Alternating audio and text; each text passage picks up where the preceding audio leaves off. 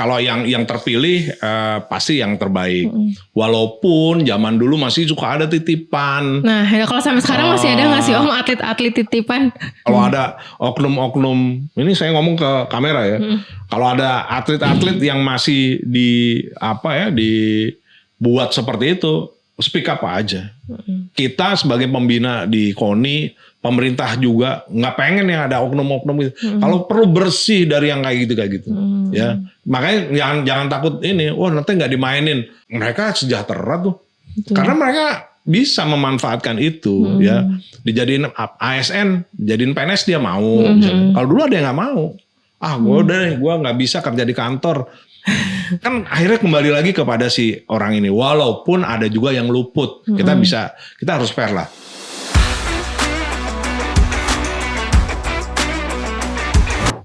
Halo Sobat BTT, balik lagi di Podcast Station. Dan kali ini kita nggak ngobrol dengan om-om otomotif. Kali ini kita kedatangan Om Hamka dari Forum KONI Kota Seluruh Indonesia. Ketuanya langsung nih Om Hamka. Halo Om, apa kabar? Mbak Caca, boleh dipanggil Caca. Okay. Kita hari ini nggak ngobrol otomotif dulu ya. Otomotif boleh juga. Otomotif boleh juga, berarti Om itu juga sama otomotif. Tapi kita mau tanya-tanya dulu nih seputar olahraga. Karena kebetulan juga industri olahraga lagi laku ya Om ya. Udah jadi lifestyle sehari-hari juga. Ya. Jadi kita pengen kenalan juga langsung, mungkin dibilang into nih dari olahraga Om Hamka, perwakilan dari KONI. Kita pengen tahu juga nih Om, kalau KONI itu apakah lembaga yang dibawahi langsung oleh Menpora atau enggak sih Om? Enggak, jadi KONI ini sebenarnya kalau di KONI pusat levelnya, kemudian di provinsi sampai kabupaten kota, itu semuanya di bawah pemerintah setempat. Jadi kalau dalam hal ini, kalau yang KONI pusat memang mitranya adalah Kementerian Olahraga. Kemudian kalau di provinsi itulah Kepala Dinas Pemuda Olahraga di provinsi, dan juga sama di kabupaten kota. Tapi sebenarnya itu mitra saja. Tapi kalau kita menerima dana hibah, ya memang dana hibahnya melalui Dispora biasanya. Oh gitu. Nah kalau Om Hamka ini bisa bergabung dengan KONI ini jalurnya lewat mana Tom sebelumnya? Saya sebelumnya di KONI Tangsel ya, di 2021 sampai 2025. Setelah itu saya diminta bergabung ke KONI Pusat, dan pada saat di KONI Tangsel itu kita membuat sebuah forum komunikasi antar ketua KONI kota dan kabupaten seluruh Indonesia, dan Tangsel waktu itu diminta untuk menjadi ketuanya. Sampai sekarang kita masih ada di FKONITA ini, dan di forum ini sebenarnya seru ya, karena kita tuh kan ada di level paling bawah pembinaan di kabupaten kota, which is sebenarnya menemukan atlet, membina atlet itu adanya dari level yang paling bawah ini. FKONITA tadi bisa. Iya, jadi teman-teman yang di daerah nih ya, di kabupaten, di kota itu yang nemuin atlet, kemudian yang membina atlet, yang kemudian menjadikan itu atlet berprestasi, sebenarnya dari kabupaten dari kota. Level bawah tadi itu ya. Nah kalau Om Hamka ini sendiri dari atlet apa sih Om kalau boleh tahu? Wah, kalau saya dari kecil memang udah senengnya olahraga. Dari kecil, dari mulai basket, sepak bola, bela diri. Karena bela diri aja, name it deh, hampir semuanya ngikut gitu ya. Dan alhamdulillah, tapi nggak sampai yang sampai black belt itu enggak. Tapi ngikut lah. Artinya memang seneng gerak, seneng olahraga. Dan SMP saya jadi pemainnya basketnya sekolah dan lain-lain. SMA juga kurang lebih sama, tapi justru jadi pemain Indonesianya itu di hoki. Oh, berarti sebanyak itu olahraga yang diikuti awalnya karena dijorokin sama orang tua atau keinginan sendiri Tom? Enggak, memang gak bisa diem aja. Lebih gak bisa diem sih sebenarnya. Berarti sampai hari ini juga masih aktif berolahraga? Masih alhamdulillah. Kalau sekarang mungkin hanya jalan, kemudian ya olahraga tipis-tipis aja lah. Olahraga kayak padel gitu-gitu ikut gak Om? Coba-coba. Padel ngeresmiin aja lah. belum main yang beneran belum. Tapi udah coba-coba. Udah coba-coba karena di Tangsel itu adalah kota sejuta padel. Oh, kota sejuta padel. Bener, setiap gang ada padel loh sekarang di Tangsel. Apalagi di Bintaro Om, itu banyak banget. Iya. Tempat saya depan padel, ini padel. Wah, luar biasa. Ya, berarti melihat banyaknya sekarang cabang olahraga yang mulai disukai sama masyarakat dari awal-awal Covid tuh Om kan mulai berasa tuh ya Om ya. Kelihatannya dari situ ya. Kelihatan dari situ ya. Terus dari sepeda ya kan. Iya. Lari juga. Terus juga apalagi dari ya yang banyak. mulai FOMO sampai yang serius. Iya sampai akhirnya mereka beneran jadi profesional atlet gitu. Ya, jadi memang benar momentumnya adalah di Covid itu menjadi semua alert ya sama masalah kesehatan. Iya betul. Sehingga ini juga akhirnya membuat industri olahraga juga akhirnya gerak. Iya. Dan dari kesadaran masyarakat individual ini yang mereka udah tahu nih, gue kalau mau sehat gue mesti gini. Itu bagus sih. Dan berdampak kepada industri olahraga. Industri olahraga ini akan punya dampak sampai prestasinya juga, olahraga juga. Sampai prestasinya. Jadi gak cuma asal tadinya cuma buat lifestyle. Iya, yang tadi tuh kan yang tadinya FOMO, lari-lari, lama-lama kok. Akhirnya mereka bisa ngebentuk komunitinya sendiri gitu loh. Betul, dan dia akhirnya kalau nggak lari jadi ada yang salah dari ininya dia. Nah kalau misalnya dari Om Hamka sendiri ngelihat kondisi olahraga di Indonesia saat ini dari segi prestasi maupun pembinaan atletnya seperti apa tuh, udah maksimal belum? Mbak Caca, kalau olahraga di Indonesia sebenarnya kalau kita bilang talent kita nggak pernah habis. Betul. Banyak banget, beneran itu. Jadi di daerah-daerah, alhamdulillah saya udah berkeliling hampir seluruh Indonesia ini, kita ngelihat bahwa talent yang dimiliki anak-anak bangsa ini luar biasa. Cuma ada persoalannya. Jadi persoalannya bahwa pembinaannya ini belum terwadahi dengan sebuah sistem yang benar. Ya, kadang mereka latihannya masih ala kadar. Ya, sekali ujungnya sih sebenarnya di pembinaan di dana ya. Cuma sebenarnya nggak cuma dana, tapi kita harus perbaiki sistemnya. Jadi sistemnya ini yang harus melibatkan dari unsur, ya sekarang kan ada sport science ya, kesehatan yang dalam arti nutrisinya juga harus baik. Kadang kita nih habis main bola, main apapun olahraga yang capek, ujung-ujungnya sama, makan seblak lagi, nah itu dia, makan mie instan mungkin lagi. Itu yang tidak banyak orang perhatikan. Kita mungkin bisa beberapa nggak bisa bersaing dengan atlet internasional lainnya. Nah sekarang Mbak Caca, treatment kita adalah salah satunya memberikan kesadaran selain si atletnya adalah orang tuanya. Ya itu juga orang tuanya harus ini juga nih. Jadi kalau kami waktu di Tangsel dulu dan sekarang juga di lewat FKONITA kita ngasih edukasi juga kepada orang tuanya. Kayak orang tua juga. Kenapa? Sebenarnya yang menjadikan atlet itu selain para pembina dan para pelatih, sebenarnya orang tua. Orang tua tuh nggak bisa. Yang kayak Veda lah ya, bagaimana dia terinfluence dari siapa? Bapaknya. Iya. Iya kan? Siapa nggak jauh-jauh, udah ibunya juga full support. Itu yang bisa jadilah yang ibaratnya gitu. Kalau misalkan tantangan terbesar dalam mencetak atlet ya dari mulai level Mas tadi bilang level bawah sampai bisa diakui menjadi atlet nasional itu apa sih? Yang paling ini sebenarnya sarana ya, sarana untuk latihannya si atlet ini juga penting. Jadi nonsens lah kalau kita bilang oh ini mau akan jadi ini tanpa ada supporting sarana, venue yang memadai, kemudian pembinaan yang juga terstruktur, pembinaan yang punya sistem yang jelas, nonsens. Gak bakalan kita bisa bersaing ya. Tapi juga sekarang nih sebenarnya challenge-nya juga kalau dalam sebuah pekan olahraga daerah itu kadang sukanya yang penting menang kan gitu ya. Iya. Pembinaannya diabaikan. Sampai situ selesai. Habis itu kadang akhirnya shortcut loh Mbak Caca. Ada loh yang shortcut. Shortcutnya beli pemain dari luar. Oh iya. Ini nggak bener kan gitu ya. Kita coba untuk membina itu memang dari bawah lah. Dari bawah dikasih treatment yang betul, dikasih fasilitas yang memadai. Insya Allah dia pasti buahnya juga manis. Dan saya bilang tadi kabupaten kota itu paling krusial. Karena apa?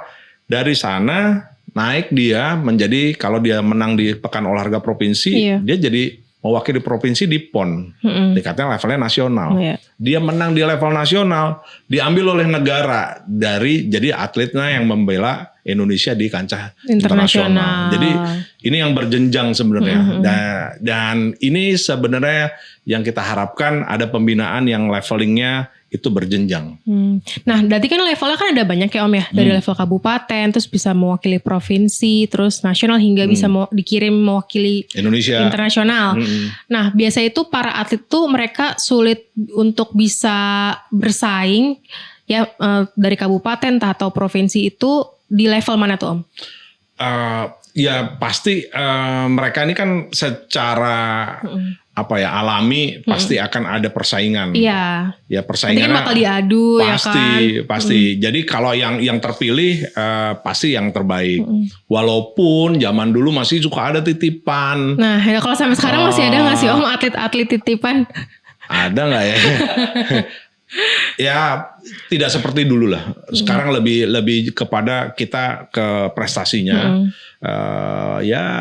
Ya masih ada yang memaksakan orang tuanya agar anaknya ini itu.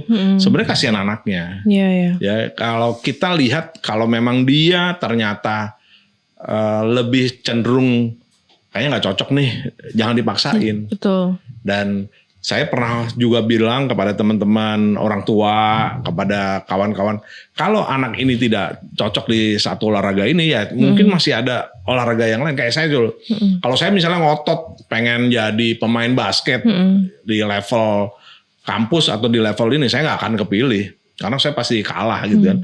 Tapi begitu saya coba hoki, nggak ada yang main di hoki, ya kan? Itu kan jadi yang nganterin saya bawa nama Indonesia ya karena mungkin. Kalau dulu hoki jadi olahraga populer, saya juga nggak kepilih juga. Saya harus cari lagi yang lain kan. Nah ini juga kesadaran itu orang tua harus dikasih. Jadi kalau levelnya dia kalah tidak bisa terpilih, masih ada kok jalur-jalur yang lain. Yang lainnya. Tidak harus jadi atlet, mungkin bisa jadi official. Sekarang kan kayak gitu. Mungkin dia berkarir bisa di wasit. Ya betul. Ya kan? Mungkin dia jadi event organizer-nya olahraga. Masih di industri olahraga tapi nggak harus jadi atlet. Tidak harus jadi atlet. Kalau tantangan untuk para atletnya nih Om, kan banyak nih mereka, kita tadi Om bilang di kabupaten tuh skillnya aja juga udah bisa diakui lah gitu, diadu dengan antar kabupaten atau bahkan kayaknya mereka bisa digembleng lagi hingga level provinsi hingga nasional. Tapi kenapa banyak atlet yang udah ikut berbagai kompetisi tapi mereka tuh nggak sampai ke puncak karir atau prestasinya Om? Ya karena tadi bahwa ada secara meritokrasi ya, jadi dia pasti yang tidak terbaik dia tidak terpilih. Artinya memang ada kompetisi yang sehat di mana kalau sampai level tertentu itu pasti yang terpilih adalah yang terbaik gitu ya. Jadi ya memang pasti akan ada seperti itu. Jadi tidak semua juga menjadi pemain timnas sepak bola Indonesia ya kan kita milih pasti cuma 25 orang kan gitu. Betul. Ya. Nah itulah yang nanti yang tidak terpilih mungkin dia bisa switching bisa kemana. Jadi siklusnya atlet itu ada satu tahap dia pra jadi kadet jadi junior kemudian dia naik jadi atlet yang ke senior. Habis senior ini sebenarnya dia harus milih nih, gue masih bisa terus apa enggak. Kalau masih bisa terus, masih bisa maksimal, silakan go ahead. Tapi kalau udah enggak, dia harus udah memilih. Oh jadi apa ya? Jadi wasit kah? Jadi official kah? Ya, jadi coach gitu. Betul. Jadi dia harus udah mulai men-switching. Nanti pasca itu berhenti semua jadi atletnya, dia harus ngapain? Nah ini sebenarnya yang di KONI pada saat di FKONITA kita udah mulai mikirin. Kita kasih solusi buat anak-anak, buat para pelatih jika sudah tidak kepakai lagi dia harus ngapain. Nah ini sebenarnya yang harus kita pikirin. Jangan sampai nanti yang kayak sering cerita-cerita bahwa kok ada sih atlet mantan atlet terbengkalai hidupnya nggak karena bisa sebenarnya survive. dia tidak dibekali. Itu sebenarnya yang harus kita bekali mereka. Misalnya apa masih menjadi atlet aktif, lu cari deh lisensi untuk kepelatihan. Karena itu biayanya juga lumayan. Nah kita bagaimana caranya bikin cariin sponsor, cariin CSR untuk dia bisa dapat sertifikat tapi tidak harus ngeluarin uang. Karena mahal juga loh sertifikasi itu. Berarti untuk seorang atlet itu mereka tuh nggak cuma dalam pembinaan dan proses pembinaannya sebelum mencetak jadi atlet yang profesional itu nggak cuma dilatih soal fisik tapi juga mental juga ya. Ya sekarang kita ngasih pengertian itu dari bawah. Ya, dari bawah kita kasih edukasi. Kalau kebetulan kalau di KONI Tangsel waktu itu kita ngadain misalnya karakter building, Iya betul. team building, psikologi.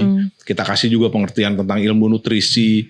Jadi dia memang nggak cuman harus lu latihannya gini, oh ini gearnya untuk latihan, nggak cuma itu. Tapi kita kasih pembekalan bahkan public speaking.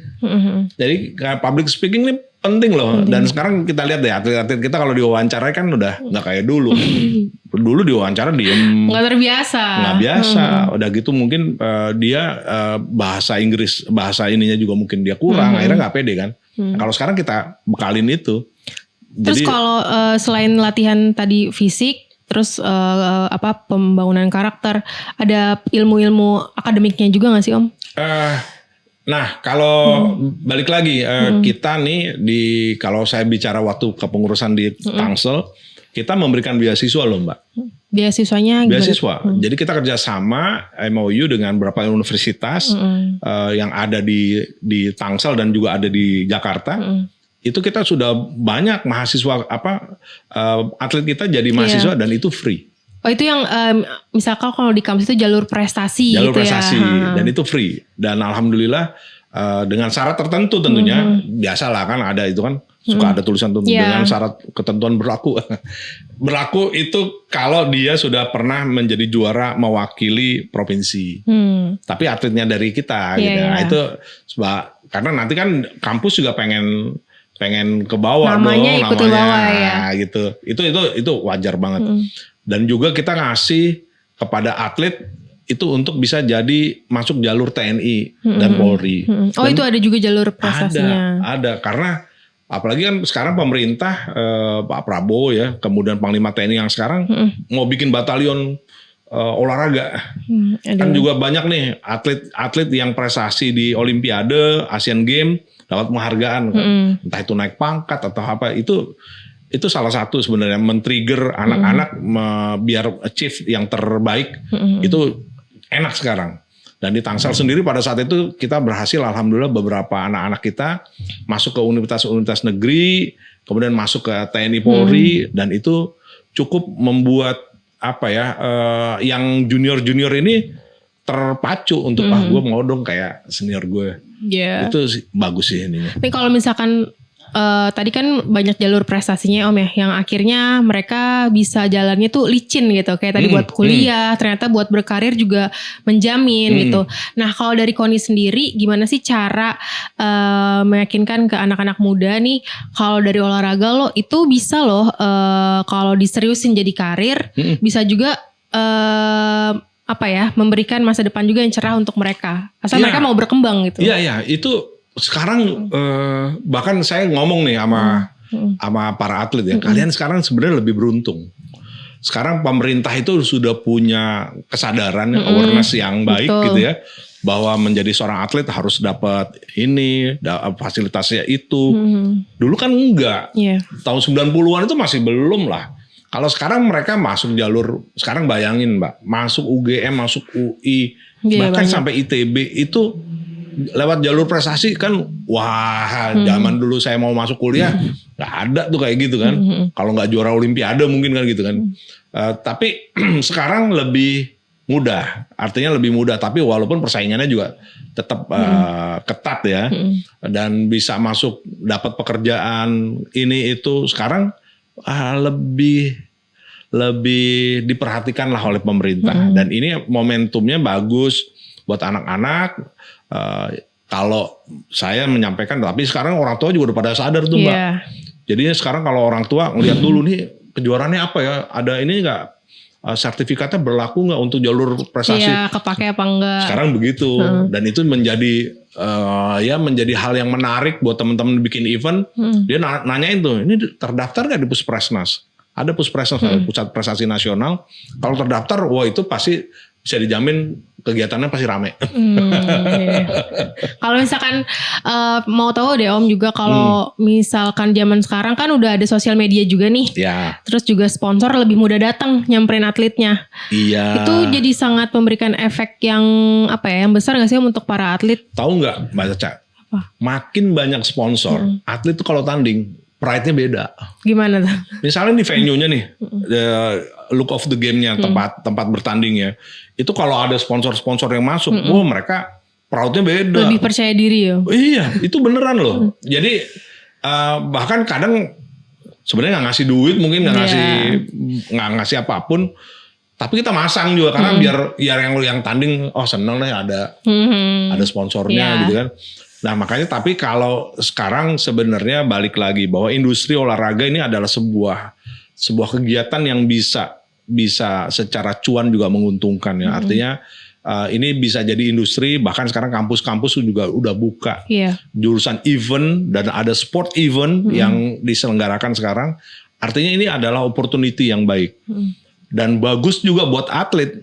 Akan beda ngomongnya, dia adalah ex-atlet ya, dia pernah jalan di situ, pernah menggeluti dunia itu, kemudian dia jadi komentator kah, dia live streaming kah, apa-apa, itu kan beda. Daripada orang yang, lu backgroundnya apa sih ngomong itu kan gitu kan. Jadi itu, nah sekarang membuka peluang lebih besar buat para atlet untuk tampil maksimal. Sehingga nanti brand juga ikut sama dia. Kita ada program di FKONITA, kita kerjasama dengan, adalah yang mencari affiliator ya, affiliator untuk bisa, itu dikasih loh Mbak brandnya.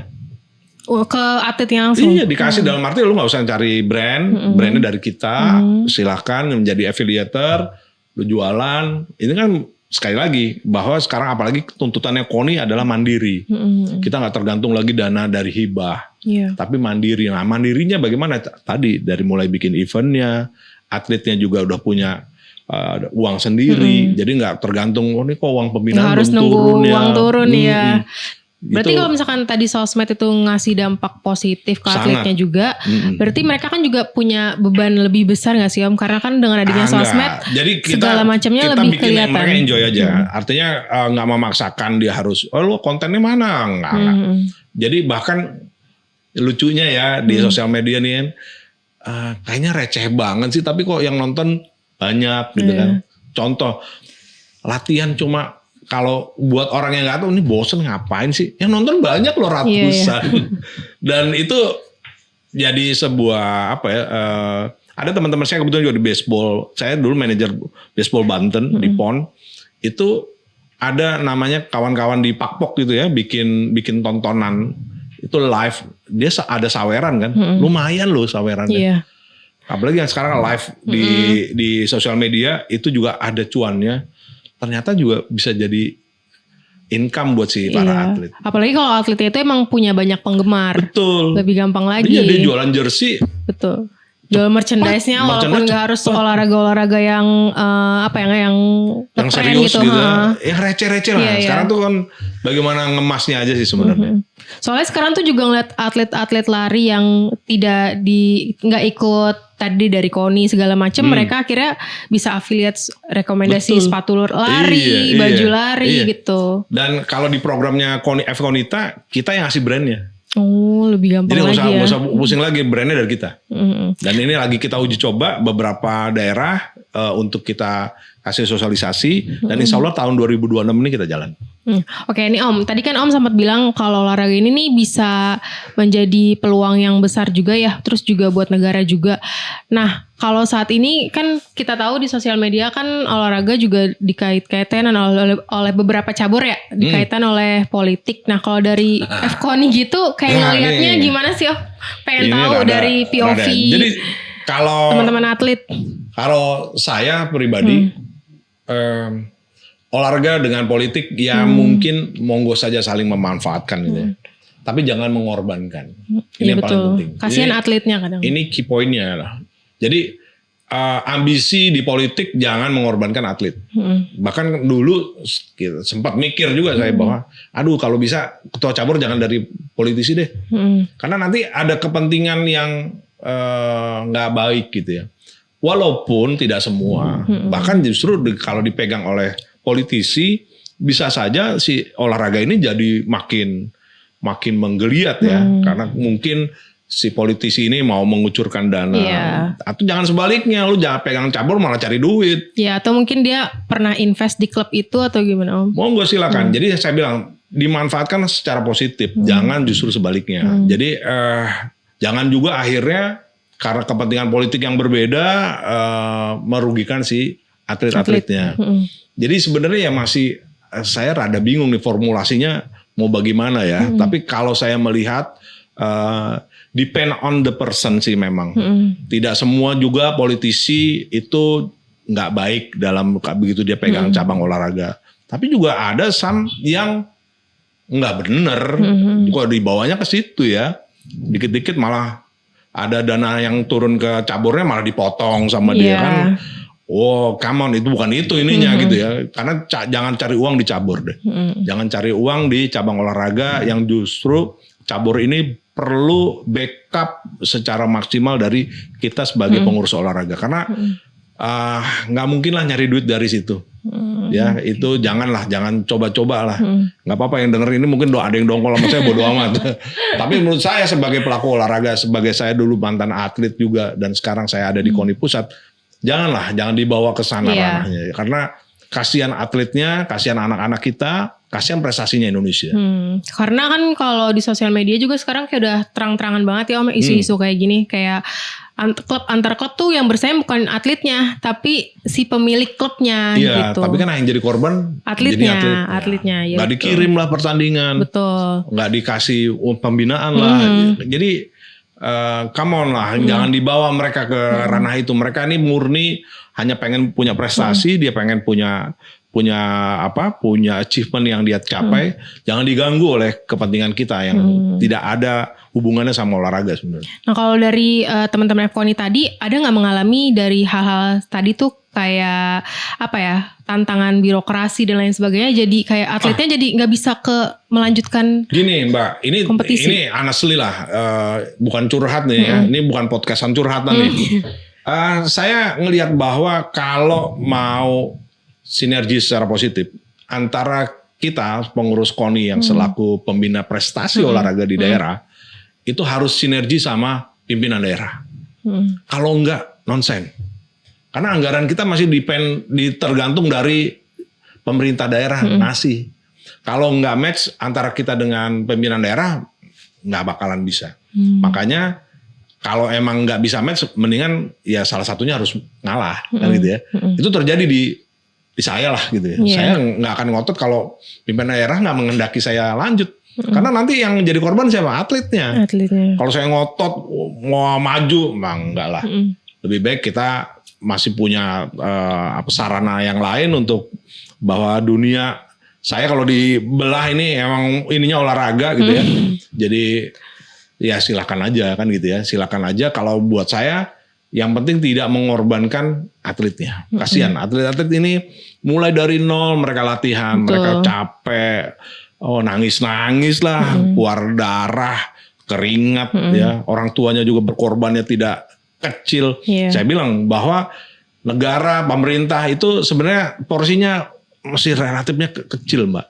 Yang besar adalah orang tuanya. Ya kita ini kan hanya hadir untuk bisa mengawal, mengarahkan, memberikan support. Tapi yang sebenarnya full 100% mendukung si atlet adalah orang tua. Orang tua. Tapi sampai dengan hari ini mungkin masih ada ya Om ya, orang tua tuh yang tidak mendukung keinginan anak untuk terjun ke olahraga, untuk berkarir. Tahu nggak Mbak Caca? Gimana? Dulu saya mau beli sepatu basket, itu teman-teman saya yang patungan. Ini mungkin teman-teman saya pada masih ingat ya. Karena saya nggak bisa main, karena saya nggak punya sepatu basket yang proper. Akhirnya teman-teman saya pada patungan, biar saya main. Orang tua? Karena orang tua bilang, pokoknya kalau beli sepatu, kalau sepatu lu udah rusak baru gue beliin. Nah sepatu basket ini kan masuknya apa? Bukan buat sepatu sekolah. Betul, kan. Beda. Nah, itu contoh. Bukannya nggak dukung, tapi karena ya begitu tahu saya main basket akhirnya baru dibeliin. Ya ada orang tua yang tidak support, tapi kalau sekarang justru kebalikan. Oh gimana tuh? Orang tuanya yang support, sangat-sangat support. Bahkan juga akhirnya bisa jadi bumerang ya. Jadi saking pengen anaknya prestasi orang tuanya ikut campurnya berlebihan. Sampai yang kayak tadi di awal bilang titipan. Iya, bahkan misalnya ada di SSB orang tuanya ngatur, Nah, nggak iya. bisa lah.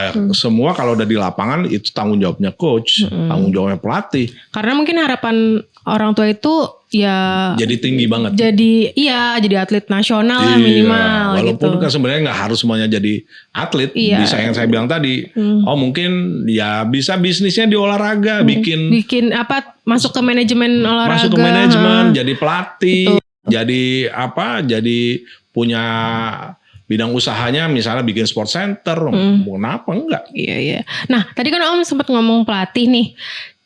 Pelatih beberapa cabur di kita kan ternyata masih ada juga yang beberapa ngambil dari luar. Nah, Apakah itu bukti kalau berarti SDM dari kita kurang mumpuni atau gimana tuh Om? enggak juga. Jadi gini, di bisnis olahraga ini sangat gede banget gennya, gede banget. Marketnya besar sekali. Jadi kalau kita sekarang kenapa banyak masih ada pelatih-pelatih dari luar? Bukan SDM kita ini, Iya. cuma kalau saya ngelihatnya secara positif bahwa memang di situ bergeraknya luar biasa. Jadi kebutuhan nilai kompetisinya tinggi banget, sehingga yang punya prestasi dan syarat itu yang punya akhirnya yang dari luar. Iya. Tapi kadang juga manajemen butuh, gue kayaknya kalau pelatih dari luar nih gengsinya mungkin beda. Tapi sebenarnya di luar itu ada kompetensi yang memang belum dimiliki oleh teman-teman kita. Iya. Makanya kami dulu waktu di Tangsel juga mensertifikasi para kawan-kawan yang belum punya sertifikat. Banyak nih Mbak, bahwa dia coach, dia pelatih, tapi dia belum punya sertifikat. Oh iya, jadi Tapi kendala dia di bekas situ. pemain. Kalau bekas pemain nggak bisa. Karena di dalam coaching itu, dalam pelatihan itu ada sesuatu yang mungkin nggak didapat oleh kita kalau mantan atlet gitu ya. Jangan lu mentang-mentang mantan atlet lu terus pegang jadi pelatih terus lu jago, enggak. Iya. Ada nilai-nilai yang kadang kita tidak tahu. Bagaimana membuat silabus untuk Iya, itu melatih. sebenarnya susah. Susah. Dan itu saya ngalamin, ngambil lisensi, ya pelatihan. Ternyata bahkan di luar itu untuk ngomong kepada grup anak-anak ya yang kecil-kecil itu mata kita harus jajar dengan si matanya si anak. Levelnya Jadi sama. kita tingginya nggak mungkin kita ngomong dari atas, anak itu ngeliat begitu. Itu kan nggak sepele kan. Tapi kalau nggak ikut pelatihan nggak mungkin. Kemudian kita masuk lapangan bukan terus metodenya bangun tidur. Wah nanti latihannya gini enggak. Dari rumah udah di set. Kemudian dia sudah punya mapping yang harus ngapa-ngapain, itu udah ada target. Itu nggak mungkin kalau nggak sekolah. Iya betul. Gitu. Berarti ya tadi dibilang ada akademiknya lagi, Betul. kayak tadi buat coaching Betul. lah, buat Iya. masuk manajemen dan lain sebagainya. Jadi selalu levelnya akan naik kalau kita punya bekal di pendidikannya. Berarti untuk para orang tua nih yang mungkin masih ada yang mengkhawatirkan, ini anaknya bakal punya masa depan gak ya di dunia olahraga? Kalau menurut saya sekarang bisa banget.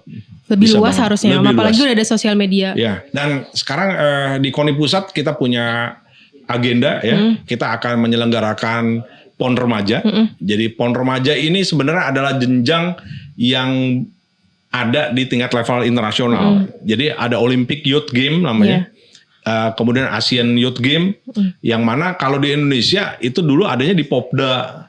Popda itu di luar negeri nggak ada jenjangnya.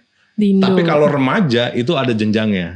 Nah, dalam hal ini KONI Pusat sedang mendesain untuk membuat PON remaja dan kita ada road to-nya yaitu yang diselenggarakan oleh UGM nanti di Jogja di bulan Oktober kalau nggak salah ya. Oktober itu kita akan menyelenggarakan kegiatan yang cukup baik karena nanti di situ yang ditandingkan adalah bukan cuma pertandingan yang penting, tapi ada nilai edukasinya. Jadi kalau youth game itu bisa 50-50, bisa 60-40, itu adalah pertandingannya 40%, edukasinya 60%. Karena anak-anak kan, dia harus dapat nilai-nilai edukasi yang benar. Bagaimana menghargai lawan, bagaimana proses tadi nutrisi, kalau ini kemudian istirahatnya bagaimana, kemudian menyiapkan latihan yang benar bagaimana, itu malah justru yang paling penting, ya. Sisi-sisi yang yang itu yang malah digenjot nanti. Nggak cuman fokus kompetisinya, Bukan, mainnya aja ya. bukan. Kalau dulu kan ya harus main, harus menang ya. Iya. Nah, sebenarnya lebih kepada sportsmanship-nya yang penting ya. Betul. Jadi kalau kalah pun kita masih menghargai, bisa ya memberikan selamat dan lain-lain, tidak mencederai lawan dan lain-lain. Gak semuanya untuk menang, bukan. Oke. Nah, kalau misalkan dari KONI sendiri udah ini juga sih Om, kayak ada program dengan tadi di level paling bawah misalkan SD gitu ya. Kepada para sekolah tuh wajib mengirim 1-2 anak atau nggak dibentuk atlet-atlet kecil ini sedari dini gitu. Sebenarnya itu programnya pemerintah maka. Oh, udah pemerintah. Jadi ada rencana nanti akan rekrut para anak-anak itu yang sekolah, ya kalau negara ya sekolah merah putih itu yang ya SD Impres lah misalnya ya itu sebut. nanti mereka tidak semua anak itu bagus di akademik. Betul. Mungkin motoriknya malah lebih bagus daripada nilai-nilai yang lainnya. Nah, jadi kita KONI berharap ini dilibatkan jika nanti kita punya sekolah khusus olahraga malah jadi. Dan di beberapa daerah itu mereka udah punya. Oh, udah ada. Sudah ada. Jadi dengan kayak gitu kan lebih gampang ngebentuknya Om ya hingga nanti. Dan dari level paling bawah. Jadi dari lulus SD mereka masuk di SMP itu udah jadi programnya. Ini anak udah kemana menjadi atlet apa itu udah ada. Oke, ini Om ada pertanyaan dari aku pribadi nih Om ya. Nah kalau misalkan para atlet-atlet itu berkompetisi nih di level nasional atau mungkin keluar negeri gitu ya, level internasional, itu hadiah yang dibawa pulang itu untuk atlet sendiri atau ke tadi bonus nih ngomongnya. Bonus ya gitu. Kalau bonus langsung ke pribadi. Langsung ke atlet ya Om ya. Langsung. Jadi itu bahkan levelnya nggak di negara ya, di pemerintah daerah pun kita kasih itu. Di Tangsel, di kabupaten teman-teman yang lain itu dikasih. Mereka tergantung dari uang yang dimiliki oleh pemerintahnya. Jadi nggak sama. Jadi nggak bisa kok di daerah A segini, di daerah gue segini, nggak bisa. Karena itu tetap kembali ke neraca uangnya daerah itu punya berapa gitu kan.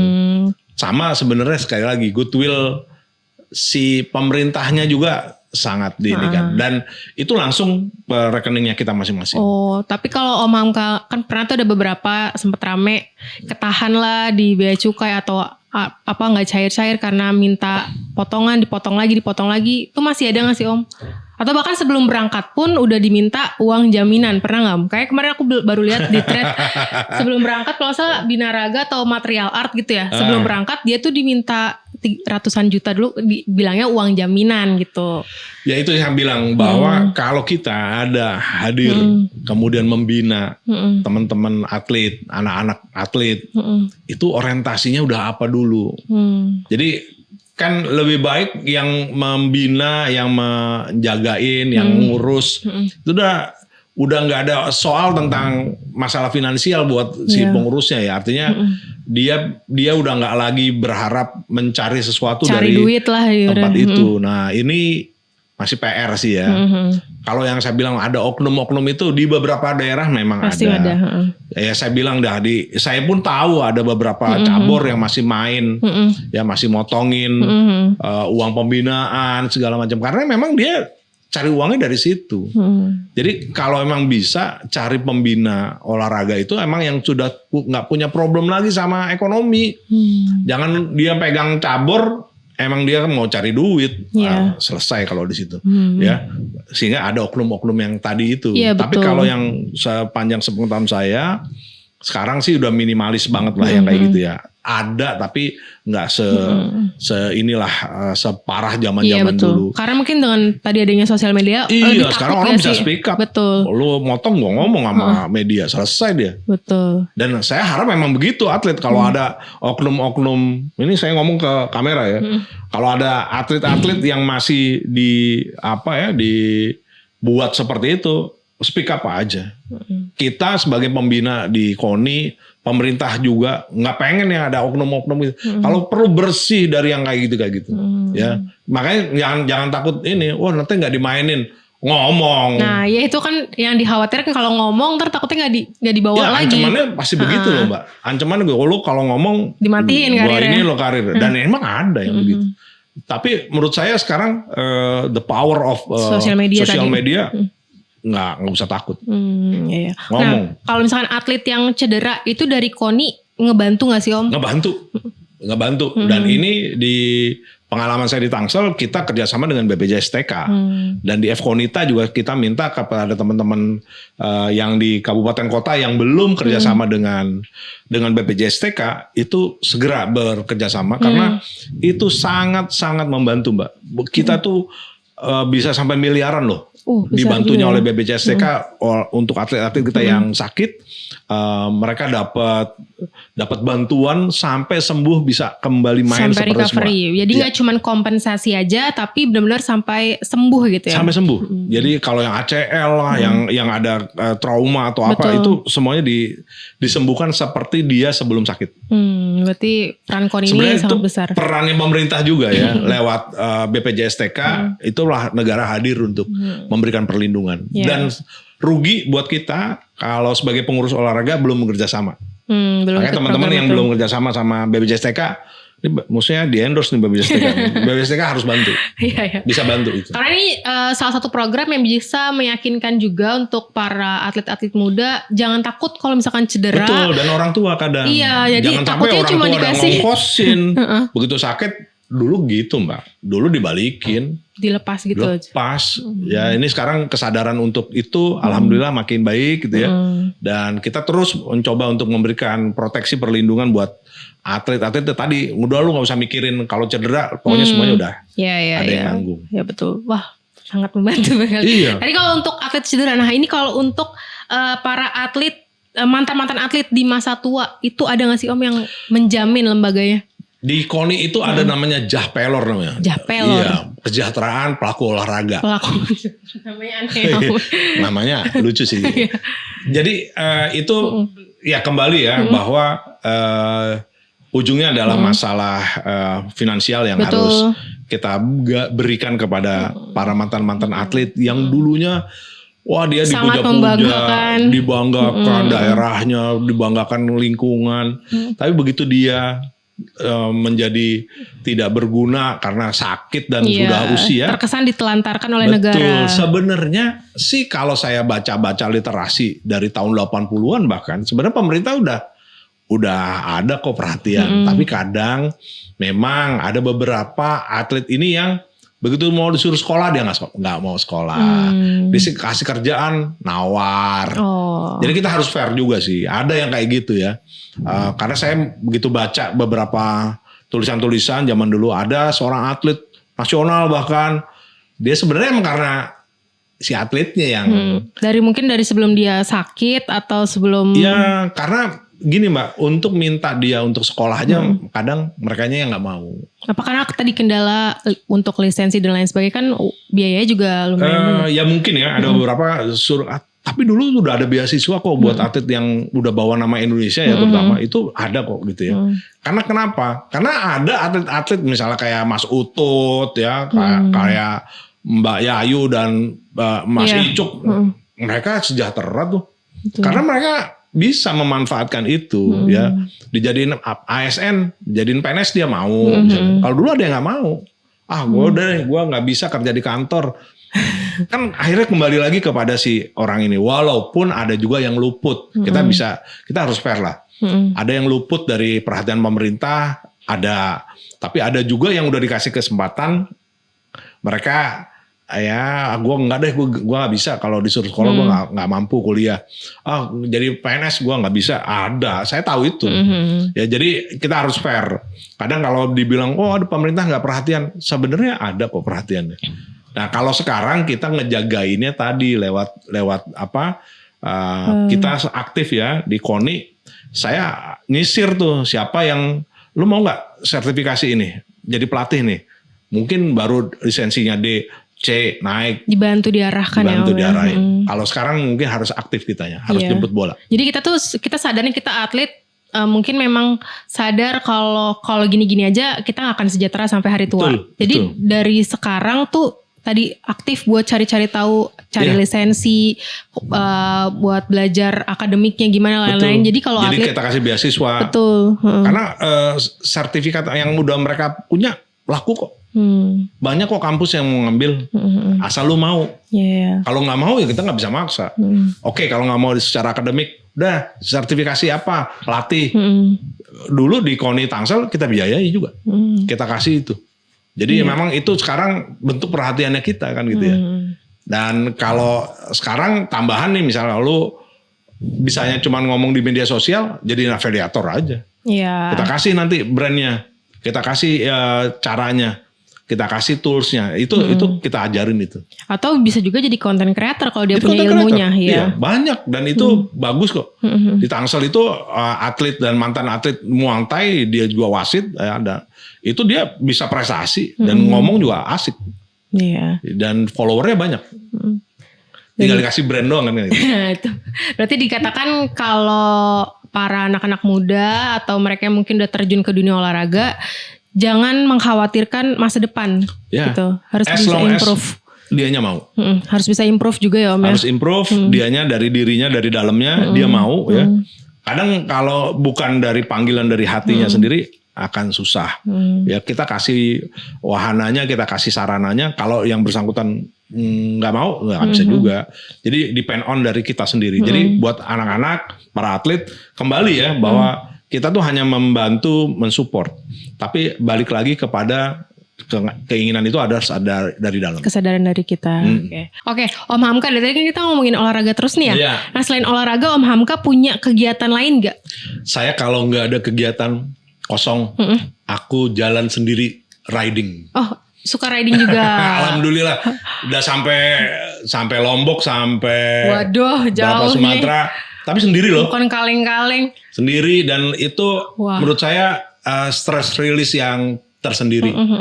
Kenapa nggak bareng komunitas? Suka bareng. Hari Minggu kemarin masih dengan teman-teman komunitas ya.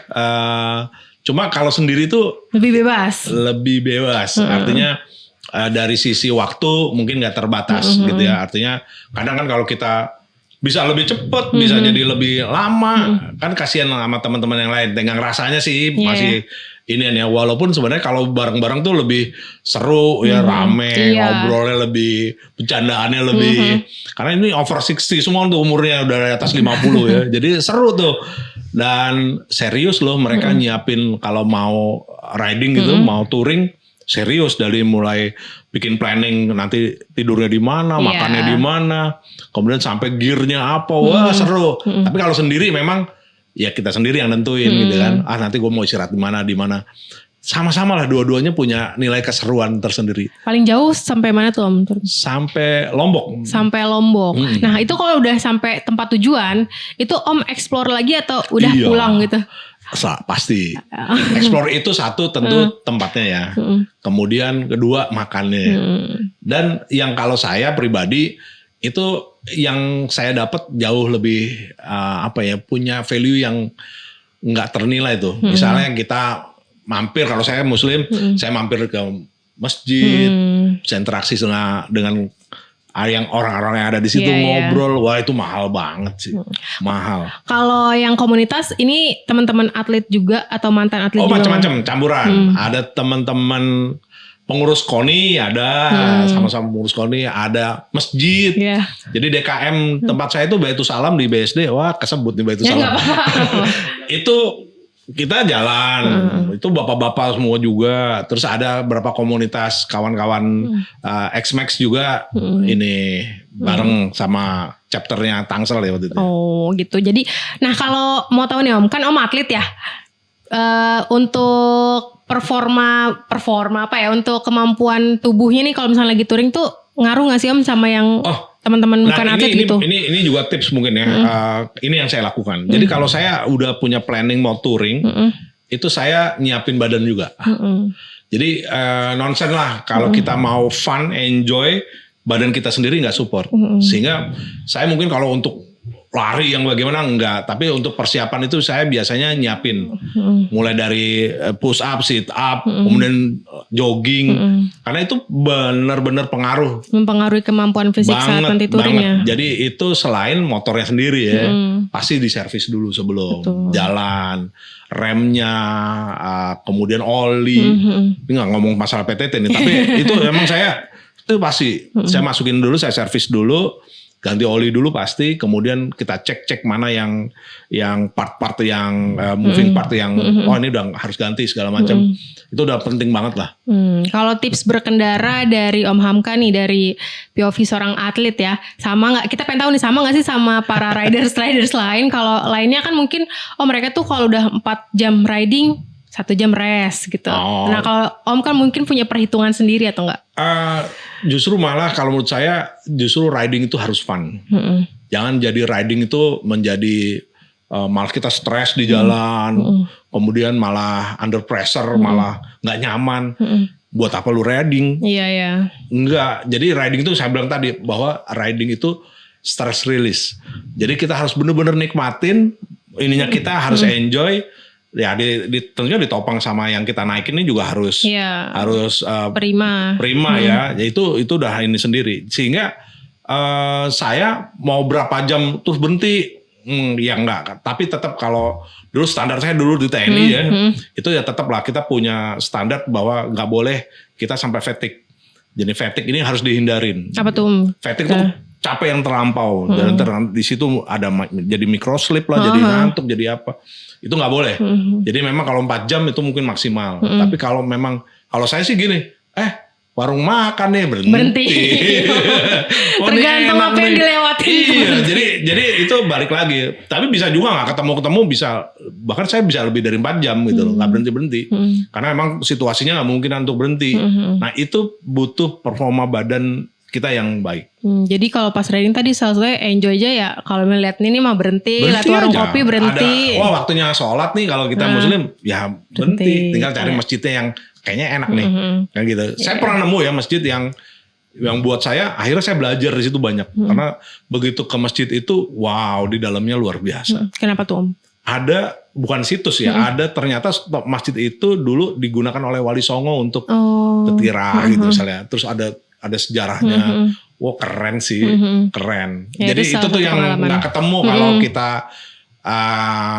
kalau rame-rame yang akhirnya pada ngebut, terus ngerugiin pengguna jalan lain. Kalau rame-rame kan udah ada kita ikutin tempo orang juga. Iya, karena dia udah punya itinerary kan.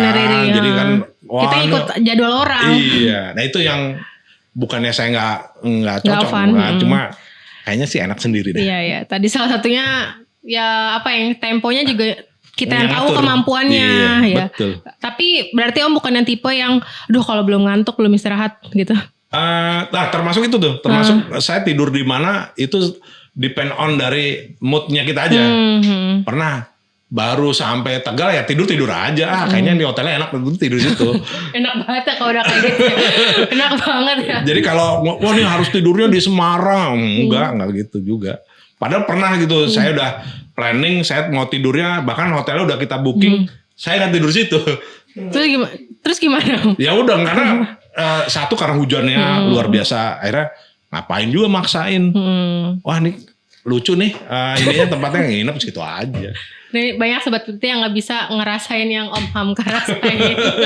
Jadi pulang itu ya balik lagi ya, saya mau selesai touring, selesai riding, saya makin seneng. Bukan sebaliknya. Bukan cuma capeknya doang ya. Iya, capek mah pastilah capek. Kadang juga suka begitu, ngapain gue ya panas-panas gini. Ada juga. Tapi begitu sampai di tujuan terus makan lupa.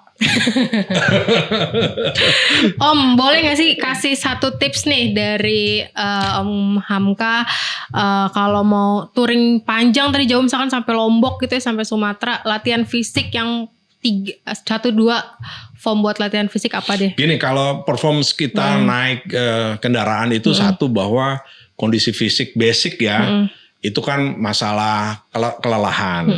Kelelahan itu kembali lagi kalau kita di atlet itu adalah endurance. Jadi endurance-nya kita tuh harus dijaga dengan apa ya tadi ya, latihan aerobik. Anaerobik juga penting, artinya kita butuh terus otot yang dipakai paling banyak apa ya. Kalau riding tuh kan tangan, ya kaki sebagian. Kalau yang motor, saya sekarang udah pakainya Matic, jadi kaki ini cuma buat kalau berhenti doang. Jadi kalau dulu yang masih pakai kopling, kaki juga harus di. Nah, otot-otot yang sering kita pakai, terutama juga kadang saya juga pernah pakai supporting di bakang itu ya, pakai yang buat lumban itu enak banget sih sebenarnya. Cuma kan nyebelinnya kayak pakai stagen jadinya. Tapi sebenarnya itu save-nya luar biasa. Enak, itu nggak capek, badan kita tetap tegak. Itu bagus juga ya. Terutama untuk yang udah over 50 tahun itu penting. Jadi kan banyak yang udah 50 tahun ke atas tapi egonya masih kalau belum ke sono belum selesai. Banyak. Saya ketemu beberapa rider yang umurnya udah 62, 63 dan enjoy dengan istrinya masing-masing. Keren tuh. Itu om-om nonton ya, mudah-mudahan sih om-om yang suka ketemu saya di jalan itu asik sih. Jadi enjoy sih, satu enjoy, jaga tahu fisik kita yang tahu kita sendiri. Jangan dipaksain, kalau memang perlu istirahat aja. Oke, itu dia tips dari Om Hamka, riding terus juga latihan fisik sebelum riding. Ya, harus. Medical check up penting gak Om? Penting. Ini juga ya, jangan maksa. Misalnya kondisi kita gak fit, mendingan gak usah. Karena nantinya nyusahinnya buat siapa? Buat orang rumah. Oh iya. Tiap ntar berapa lama? Sampai mana? Sekarang bagaimana? Wah itu. Iya. Jangan lah. Jadi yang tahu kita sendiri sama ya dalam apapun. Jadi kalau kita tahu, ini nggak perform nih, udah nggak usah. Nggak usah dipaksain. Iya, masih ada waktu-waktu yang lain kok. Betul. Itu kan kalau masih ada waktu yang lain, kalau yang lain harus cuti dulu kan. Oh iya. Makanya segera pensiun dini ya. Oke, kalau ada pertanyaan titipan. Oke. Cukup. Oke, terima kasih Om Hamka untuk perbincangan hari ini. Ternyata kita tadinya cuma mau tanya seputaran pembinaan atlet, tapi jadi lebih luas lagi. Tadi juga aku juga penasaran kan kalau di dunia olahraga itu apakah cuma sebatas ikut sekolah doang ya kan, sekolah olahraga entah itu basket atau bola atau cabur lainnya terus dikirim sama pelatihnya udah kompetisi. Ternyata lebih luas lagi ya. Iya, banyak dan kompleks. Lebih kompleks lagi. Oke, untuk FKONI sendiri ada sosial media nggak Om? FKONITA kita ada sosial media tapi masih belum. Masih di pribadinya masing-masing. Tapi kita di forum ini mungkin bisa browsing aja FKONITA apa aja yang sudah dilakukan oleh FKONITA. Kita sudah 2 kali rakornas dan di tahun ini kita akan rakornas lagi. Dan kita mau bikin expo Mbak. Expo olahraga. Isinya apa aja tuh Om kegiatannya nanti? Macem-macem. Jadi nanti di dalam expo itu ada juga ada talk show, kemudian ada juga pelatihan-pelatihan, kemudian ada juga jual alat-alat olahraga. Oh itu yang menarik. Ya. Kemudian ada kompetisi juga di dalam. Ini siapa saja boleh ikut Om? Boleh, untuk para mantan atlet aja nih? Insya Allah diselenggarakan di ASBSD. Di ASBSD Batu Gede. Dan akan didatangkan yang punya brand-brand olahraga dari luar dan juga dari dalam dari Indonesia sendiri. Kemudian yang kita pastikan teman-teman yang punya brand lokal itu kasih diskon gila-gilaan di situ. Nah, itu bisa tuh. Karena apalagi brand olahraga tuh sekarang udah banyak ya Om ya. Banyak Nggak banget. cuma dari brand luar aja, dari lokal juga banyak banget yang ngeluarin. Betul. Oke. Itu kapan Om acaranya? Di bulan September.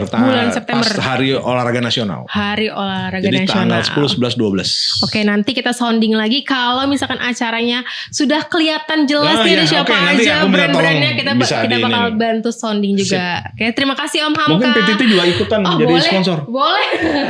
Balap kan juga bagian dari olahraga.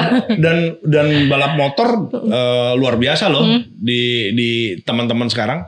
Apalagi sekarang ada anak-anak kita yang udah jadi di MotoGP kan. Saya top lah. Betul. Oke, sekali lagi terima kasih Om Hamka. Oke, thank you, sama-sama. Semoga kita bisa ketemu di kesempatan lainnya. Amin, terima kasih. Ya, sampai jumpa di podcast station berikutnya.